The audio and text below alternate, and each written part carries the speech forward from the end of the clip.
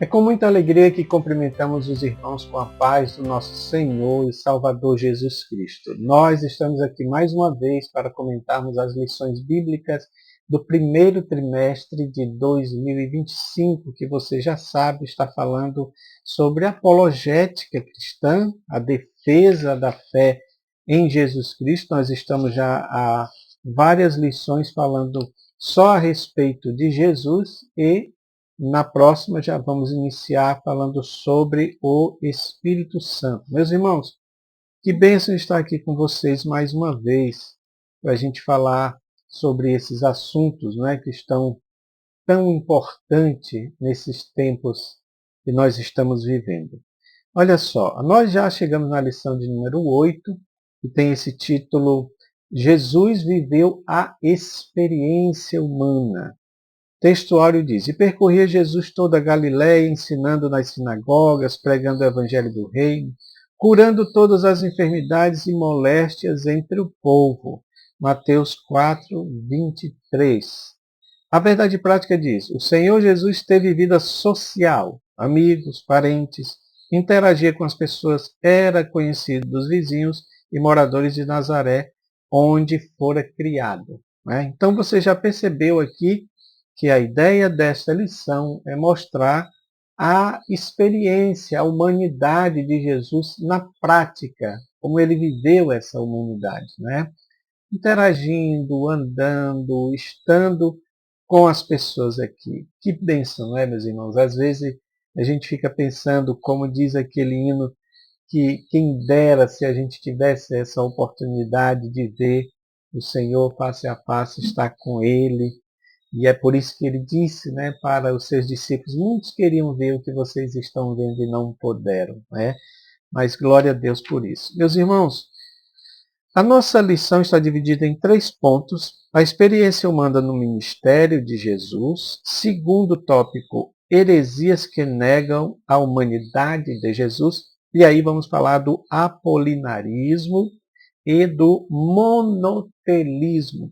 Temos 2 gráficos aí que resumem isso daí, que dá para você inclusive imprimir, para poder mostrar aos seus alunos. E a terceira parte fala como essas heresias se apresentam nos dias atuais. Tá? Nós temos a palavra-chave que você já conhece, a palavra-chave. Toda vez temos esse blocozinho de palavra-chave que está falando de experiência. Experiência. Quando está falando de experiência, está falando daquilo que é prático. Ou seja, não é uma teoria. Jesus não teorizou estar entre nós. Ele experimentou tudo. Nós vamos ver aqui o que foi que Jesus passou dentro da experiência humana, que foi muito importante, mesmo sendo Deus. Mesmo sendo Deus. Como conciliar essas coisas, eu não sei. Você sabe, o que a gente aceita é pela fé, que realmente foi dessa forma, conforme está escrito. Tá bom? Então, desde já, eu quero dizer para você: seja muito bem-vindo, que você possa comentar, deixar aí o seu like, para que esse canal possa crescer aí, de acordo com a vontade de Deus, seja o que Deus quiser. Eu não estou aqui para fazer a minha vontade, mas aquilo que Deus quiser, tá bom? Primeiro ponto: experiência humana no ministério de Jesus. E aqui nós temos o nosso comentarista, ele puxou aqui para os debates, de Jesus com as autoridades. Porque acredito eu que, se a ideia é mostrar a experiência humana de Jesus, então significa dizer que ele sim teve esses encontros com essas pessoas, que aliás essas pessoas é que foram realmente esse motivo do Senhor mais ter os confrontos que não deveria ser, já que eram homens que diziam que conheciam a palavra, diziam que conheciam as profecias, então deveriam estar atentos para aquilo que a Bíblia chama de visitação do Senhor. Ou seja, Deus visitou o seu povo, mas o seu povo, especialmente os líderes, a liderança religiosa, não aceitou o Messias, rejeitou a visitação do Senhor. porque ele era o Emanuel, o Deus conosco, o Deus que se esvaziou, que tomou a forma de servo e agora estava fazendo parte da experiência humana. Não é isso, meus irmãos? E esses homens eram que deveriam aceitar. Não é? Então nós temos aqui, nesse primeiro ponto, falando dessas três, digamos, seitas judaicas. Né? Tem outras, tá, irmãos? Tem outras. Os essênios também são considerados, tá? Mas o comentarista se ateve aqui somente a esses três, que são fariseus, saduceus e herodianos. Né? Esse gráfico que você vê aí, eu já publiquei ele antes, mas está aqui para você ver, e é bom porque ele tem um resumo, né? Ele tem um resumo desses grupos. Né? Então, o primeiro que está falando aqui é o grupo dos fariseus. O grupo dos fariseus. Eles surgiram no século II a.C., por uma reação conservadora à influência grega, né? Porque os gregos dominavam naquela época, e eles, mesmo depois do Império caindo, eles ainda continuaram dominando através das artes, da filosofia e da religião também. Então, eles foram essa reação conservadora a essa influência. Por isso eles desenvolveram uma teologia de separação ética e ritualística, já que os gregos também se infiltraram, né, em todas as camadas da sociedade naquela época. Eles davam ênfase excessiva à guarda dos mandamentos, à tradição dos anciãos, ou seja, a tradição para eles era importantíssima. Tá? E eu não digo que não deva existir, a tradição é uma coisa importante, mas a tradição não pode suplantar a palavra de Deus. A palavra de Deus está acima de toda e qualquer tradição. Né? Muitas vezes eles se baseavam mais na tradição do que na própria palavra, né? Na própria Torá. Eles eram um grupo de todas essas seitas judaicas, eram o grupo mais popular e importante. Né? Alguns de seus integrantes, inclusive, chegaram a apoiar Jesus. Há uma teoria, tá, meus irmãos, que diz que Jesus teria sido, no início, mais voltado para a seita dos fariseus. Né? Mas isso quem diz são os próprios judeus, como uma forma de atacar a pessoa de Jesus. Né? Eles dizem que Jesus era, inclusive eles dão até o nome do rabino, a qual Jesus era o discípulo, não é? E aí depois Jesus teria se revoltado contra ele. Mas isso é uma ideia judaica, como um ataque ao Senhor Jesus. A gente vê Jesus lá no templo aos 12 anos, praticamente ensinando aqueles homens, e eles todos, não é, admirados de Jesus saber as Escrituras de maneira tão apropriada. Não é?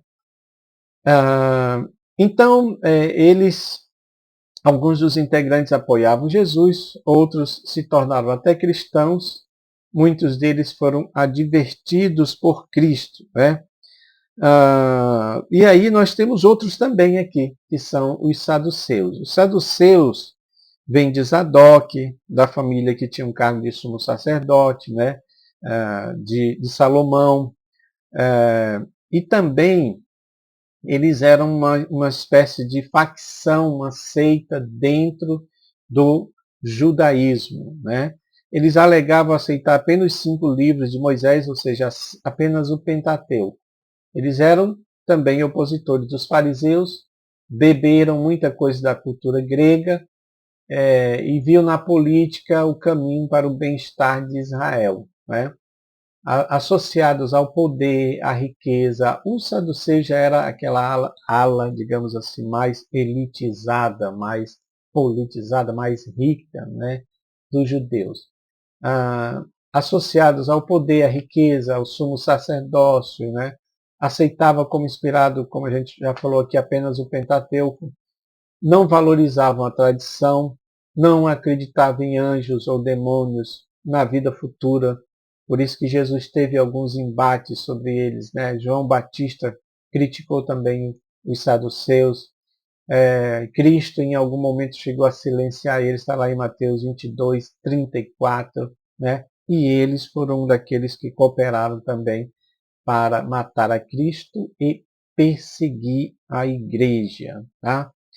Meus queridos, e também temos aqui o grupo dos Herodianos. Só o nome já está dizendo tudo. Né? Eles eram apoiadores da dinastia de Herodes, e o nosso comentarista aqui diz que eles eram como se fossem marqueteiros. Né? O que eles faziam, meus irmãos? Eles faziam a ponte, né, entre as lideranças religiosas, os outros partidos judeus e além do povo e também os romanos, né? Porque eles não eram um grupo propriamente religioso, eles eram um grupo propriamente político, né? Focando apenas na manutenção do poder da dinastia herodiana, na colaboração com os romanos, por isso que eles não eram bem vistos também entre os judeus, eram conhecidos pelo seu apoio ao Herodes, ao rei Herodes, os descendentes dele.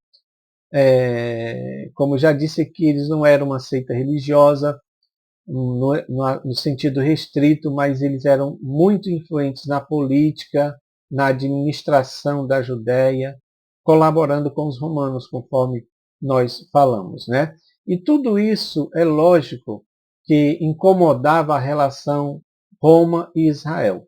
Tudo que incomodava essa relação, Roma e Israel, era um problema para eles, né? E em alguns sentidos eles tiveram problemas com Jesus nesse quesito aí, tá?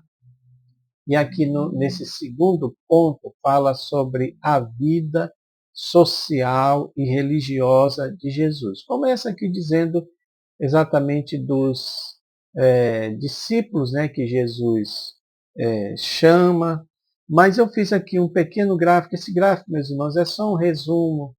Como eu sempre digo, é só o título, vocês podem abrilhantar ele acrescentando mais coisas, né? Então tá aí, breve resumo da vida de Jesus. Primeira coisa que nós colocamos aí, e até está falando aqui no Ampliando o Conhecimento, fala da encarnação, né? Deus pode se tornar homem sem deixar de ser Deus, né? Então a Bíblia mostra que ele nasceu como homem, nasceu como ser humano, tá bom? E eu coloquei aqui, meus irmãos, nesse primeiro ponto, que ele cresceu. Se ele nasceu como um ser humano normal, ele nasceu normal, sem nenhum incidente. Ou seja, ele veio de maneira normal, sem precisar de fazer nenhum alarde. Né? Há teorias aí que falam, por exemplo, do nascimento de Siddhartha Gautama, né? Que ele teria vindo trazido por uma espécie, uma das teorias que ele teria vindo trazido por uma espécie de elefante voador, não é? Que ele também já nasceu falando 40 idiomas, já nasceu falando normal, não é? Com todo o seu intelecto, que você sabe que isso não é uma coisa que acontece com uma criança normal. Né? A criança ela não tem a questão da consciência, ela não sabe falar ainda, tudo isso que nós já conhecemos, né? Mas que se diz de Siddhartha Gautama, o Buda, é que ele já veio desse jeito. Eu estou só fazendo aqui, meus irmãos, uma comparação, que com Jesus não foi desse jeito. Ele nasceu normal, ele se desenvolveu de maneira normal também, sem nenhum incidente. Quando eu estou colocando isso daqui, eu fiz isso pensando naquelas teorias, né, que falam em alguns evangelhos que são apócrifos, considerados apócrifos, aqueles evangelhos que dizem, por exemplo, que Jesus era uma criança peralta, né? Que Jesus, quando ele era pequeno, matou um passarinho, depois ressuscitou, usava seus poderes para brincar ali com seus coleguinhas, essas coisas. E por isso que esses evangelhos são considerados apócrifos, não são canônicos, porque eles não falam de um Jesus verdadeiro. Né? Então, por isso colocamos aqui, ele nasceu, cresceu como uma criança normal, tá bom? Ele não nasceu falando já o hebraico, o aramaico, o grego. Não, ele nasceu como uma criança normal e foi se desenvolvendo conforme as escrituras dizem. Isso aqui é muito importante, tá? Ele tinha parentes, ele tinha amigos, como diz a nossa lição aqui, né? Ele tinha parentes, tinha amigos, tinha vizinhos, aqui fala, né? Parentes como Zacarias, Isabel, os filhos de Zebedeu, João e Tiago, eles eram primos de Jesus. Zebedeu era um pescador da Galiléia, marido de Salomé, irmã de Maria, mãe de Jesus. Ou seja, ele teve parentes, ele teve tios, ele teve sobrinhos. Então, isso é normal, tá bom? É claro que futuramente isso vai dar um certo probleminha, porque eles só entendiam a humanidade de Jesus, mas não entendiam a divindade de Jesus. Por isso que quando Jesus começou a fazer, deu até uma certa dificuldade com os seus parentes, né? Quando Jesus estava num determinado lugar, olha, os teus irmãos estão aí. Meus irmãos são todos aqueles que fazem a vontade de meu Pai, né? Então eles tinham essa certa cobrança porque não entendiam ainda a divindade de Jesus, porque ainda também não tinha se manifestado o ministério do Senhor. Tá? O Senhor Jesus, nós vamos falar sobre isso aqui, né? Ele viveu normalmente, por isso que não acreditamos nessas histórias fantasiosas de milagres ou de peripécias que Jesus teria feito no período em que ele era criança, não é? Mas ele cresceu normalmente. Tá? E aqui também ele era sociável, ou seja, sempre estava presente com seus amigos, com seus parentes, em festas, em reuniões, né? Ou seja, normalmente, Jesus não era alguém que se isolava, não era como um monge que se isolava das pessoas, não, ele estava presente. E quando ele estava presente, ele fazia também a diferença, né? Quando faltava o vinho, ele estava lá para fazer, né, acontecer o vinho aparecer ali naqueles recipientes. Ele fazia assim. Né? Assim era Jesus. Jesus não era um ser dissociável, não. Ele era um ser sociável. E isso é até também um outro problema que as pessoas pegam para tentar, olha lá, tentar desenhar um perfil de um Cristo comunista. O que também não é verdade, meus irmãos, tá?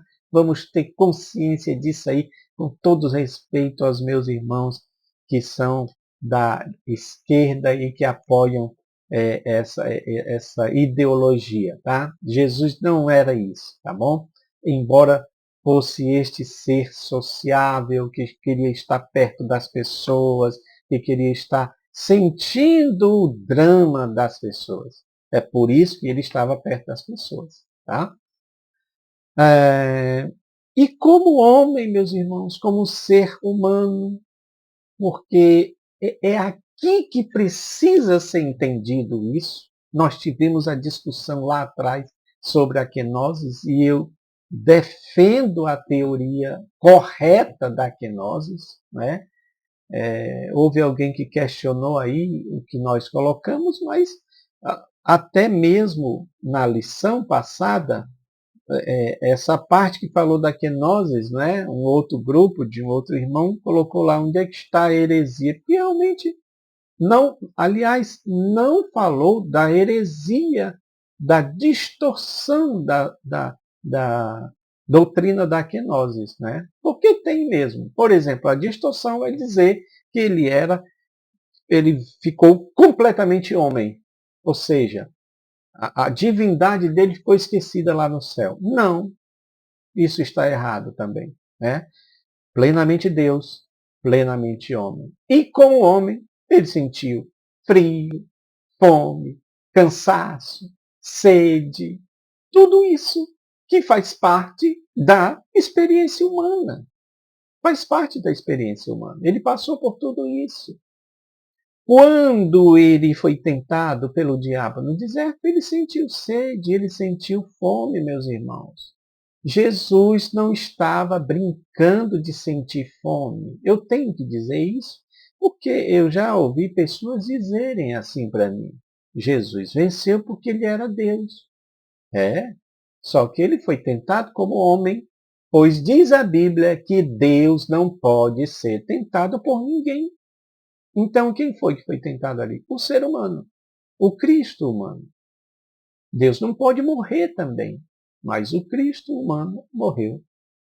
E eu volto a dizer, ele não brincou de morrer, ele morreu mesmo, tá?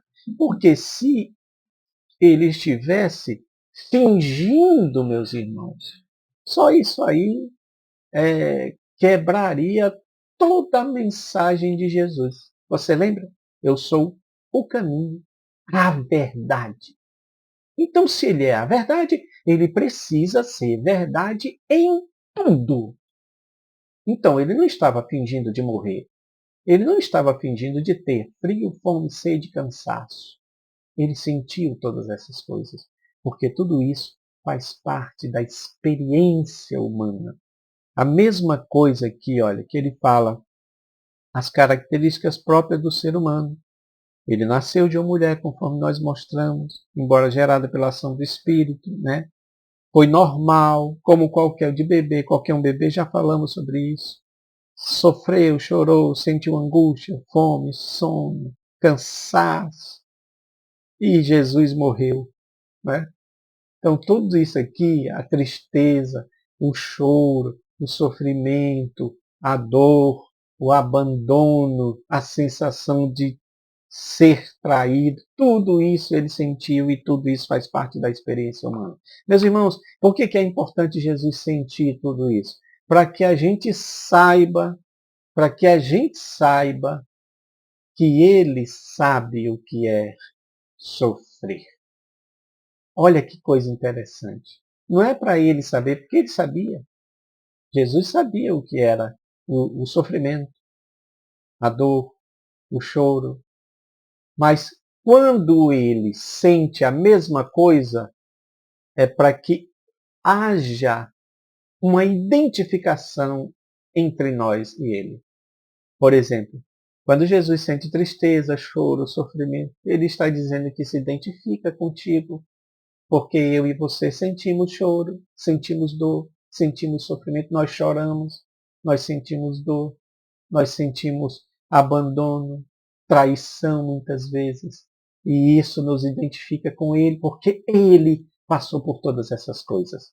Só que ele disse assim, ó, eu venci o mundo. Jesus nem precisa completar a frase, né, irmãos? Às vezes nós é que completamos. Mas faz sentido. Porque se ele venceu, implicitamente está dizendo, vocês também vão vencer. Glória a Deus por isso. Tá bom? Meus amados, e segundo ponto aqui, nós vamos falar então sobre as heresias que negam a humanidade de Jesus, tá? E aqui eu fiz esses dois, eu coloquei tudo em um só gráficozinho aqui, simples, semelhante ao da lição passada, tá? Que é o apolinarismo e o monotelismo, tá? Apolinarismo. Surgiu no século IV, associado ao bispo Apolinário de Laodiceia, né? Da cidade de Laodiceia e da igreja, né? De Laodiceia. Essa doutrina defendia que Jesus Cristo tinha uma natureza divina, mas negava a plena humanidade de Jesus, afirmando que ele não possuía uma alma humana, e sim uma natureza divina que substituía a alma. Se fosse isso verdade, então Jesus não poderia se identificar conosco. Aqui é que está a questão. E o nosso comentarista também, meus irmãos, ele coloca aqui sobre a questão da tricotomia humana, que nós temos até um gráfico aí que mostra sobre isso, né? Tricotomia humana, falando, por exemplo, da soma, lá do grego, que é a carne, essa carne aqui, mortal, né? A carne, não sarx, tá, irmãos? Porque tem as duas palavras, né? A soma é de somatização de corpo, né? A sarx é a natureza humana corrompida, tá? Então, tem a carne, né, como a soma, ou corpo, a psique, ou psque, como alguns falam, né, essa pronúncia, que é a alma, né, ou a sede dos desejos, dos apetites, e o né, pneuma, que é a alma racional. Então, todos esses atributos dos seres humanos também estavam presentes em Jesus. O grande problema dessas teorias, meus irmãos, é negar, tá bom? Sempre a gente precisa ter isso na nossa mente. Não podemos negar nem a plena divindade, nem a plena humanidade. Se negar uma das duas, então nós estamos comprometendo a pessoa de Jesus. Não estamos falando do verdadeiro Cristo que está descrito nos evangelhos. Essa é a questão, tá? Então, a gente precisa entender isso. A igreja reagiu, né? Foi quando houve o Concílio de Calcedônia, 451, e o apolinarismo foi declarado uma heresia, porque eles provaram, né, que Jesus teve um corpo físico, teve uma alma, teve um espírito, ou seja, ele teve uma humanidade igual à nossa. Também temos o monotelismo. Monotelismo vem de duas palavras, mono, que quer dizer único, e telema, que quer dizer vontade, desejo. Essa aqui diz que é uma corrente teológica que vem em contraponto àquela que nós estudamos na lição passada, monofisismo, né? Surgiu no século VII, defendendo a ideia de Jesus, que Jesus tinha duas naturezas, divina e humana, mas apenas uma vontade, que é esse telema, tá? Apenas uma vontade, que é a vontade divina. Esse conceito tira a plena humanidade de Jesus. Você percebe aqui como sempre estão fazendo isso, né? Ou tiram, ou retiram, ou adicionam alguma coisa ao perfil bíblico de Jesus. Nós não podemos fazer isso, tá? Nem podemos retirar, nem podemos acrescentar alguma coisa àquilo que é o perfil correto de Jesus. E esses homens fizeram isso, por isso que foram rechaçados, não é?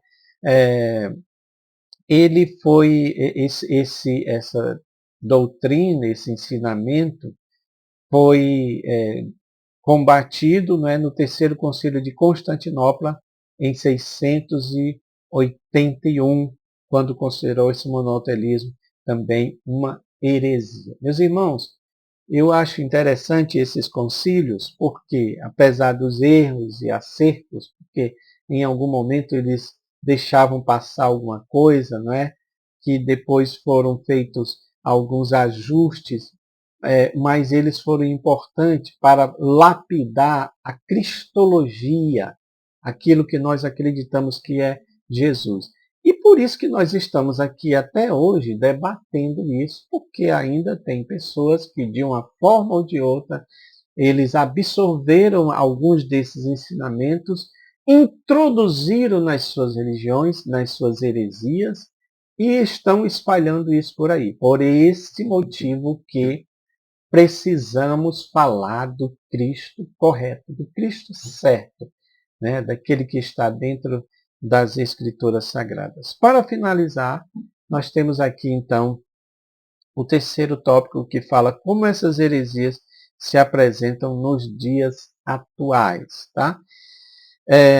O nosso comentarista ele faz uma pergunta interessante, né? Quais os países que Jesus visitou quando esteve entre nós? Parece ser uma pergunta curiosa, não é, meus irmãos? Quais os países? Será que Jesus veio no Brasil, que nem existia na época, né? Mas ele lista aqui pelo menos 3 países interessantes. Egito, que foi exatamente quando ele foi levado para lá, né, pelos pais, para fugir da matança dos inocentes, né, que foi perpetrada lá pelas autoridades, você se lembra? Mas isso também era para cumprir uma profecia. Essa ida de Jesus para o Egito foi para cumprir uma profecia, que dizia assim: do Egito chamei o meu filho, ou seja, eu tirei ele de lá. Quando acabou a matança dos primogênitos, né, dos judeus, aí eles, que na realidade essa matança visava matar o próprio Cristo, né? Desde lá no início era assim também. A ideia de Satanás de dizimar o povo de Israel, eles não entendem isso até hoje, e só que ele só queria fazer isso, dizimar o povo de Israel, porque ele queria também acabar com aquele, aleluia, que viria para esmagar a cabeça da serpente, a cabeça dele, né? Então, por isso que ele fez tudo isso, usando lá um ímpio para matar as criancinhas, quando soube que o rei, né, o Cristo, o Messias, estava vindo. Jesus foi para o Egito com os pais, mas aí, cumprindo-se a profecia do Egito, chamei meu filho, ele retorna. Tá? Então, isso é que precisa ficar bem claro para nós entendermos. O segundo país, né, além do Egito, fala-se da Fenícia, que é o atual Líbano. Né? Na verdade, foram 2 países, né, que Jesus visitou, o Egito e a Fenícia, que é o atual Líbano. Agora, por que o nosso comentarista, meus irmãos, faz essa pergunta? Exatamente porque existem movimentos que teimam em dizer que Jesus, quando esteve aqui, visitou outros países, né? O pessoal do movimento da Nova Era diz isso, né? Que quando Jesus esteve aqui na Terra, nesse período que é conhecido como os anos obscuros da vida de Jesus, que é dos 12 aos 30 anos de idade. Então, segundo eles, nesse período, Jesus teria ido para a Índia, para o Tibete, para aprender com os monges indianos. Agora, o que nos chama a atenção é que, como Jesus iria aprender uma coisa que estava completamente contrária ao seu ministério, ao seu evangelho, à sua mensagem? Jesus não acreditava em reencarnação, Jesus não pregava a existência de milhares de deuses, Jesus não pregava que o homem era um deus, ou coisas semelhantes que essas ideologias, como a Nova Era, como os grupos ocultistas falam. Inclusive, ele cita aqui, meus irmãos, também os Mormons. Né? Os Mormons têm, eu vou ver se eu coloco um gráfico que fala sobre isso, a trajetória dos Mormons, você vai entender, é uma história bem longa, mas eu vou só resumir aqui, não é? Nesse ponto para a gente entender, porque eles dizem que no período da ressurreição, ou seja, nos 3 dias da ressurreição, Jesus teria voado, teria viajado para a América, e pregado lá para os nefitas, né? Os nefitas, que havia 2 tribos, Lamanitas e os nefitas, houve uma guerra entre eles, o líder dos nefitas, que era Mormon, prevaleceu, né, prevaleceu, e Jesus então aparece para pregar o evangelho. O evangelho que, segundo eles, foi que deu a origem ao livro dos Mormons, porque depois esse Mormon, ele escreve tudo o que foi citado para ele, inclusive pelo anjo Moroni, tá? E aí eles escrevem tudo isso coloca numas tábuas e enterram em um monte, acho que é Palmyra, nos Estados Unidos, e lá depois, posteriormente, anos depois, Joseph Smith encontra, né, através da revelação desse anjo Moroni, que diz para ele onde é que estavam essas placas, ele tinha que ir lá, ele vai, pega as placas, traduz ela, e isso se transforma no livro de Mórmon. Mas tudo isso porque, segundo eles, Jesus teria ido para lá, para, para os Estados Unidos, nesse período, né? Até bem antes do descobrimento das Américas. Tá? É bom lembrar, meus irmãos, que isso é uma história que os mormons contam, mas os historiadores, cientistas historiadores, não falam de nenhuma tribo de nefitas ou lamanitas que já existiam lá na América, tá bom? Essa história nunca foi confirmada, tá bom? Meus queridos, e assim nós encerramos a nossa lição. Eu quero agradecer a sua audiência, né? Você está nos vendo, nos assistindo, e só reforçar que você possa divulgar esse material, comentar sobre ele e pegar aquilo que nós estamos colocando aí para servir de subsídio para a sua aula. Deus vos abençoe em nome de Jesus. Amém.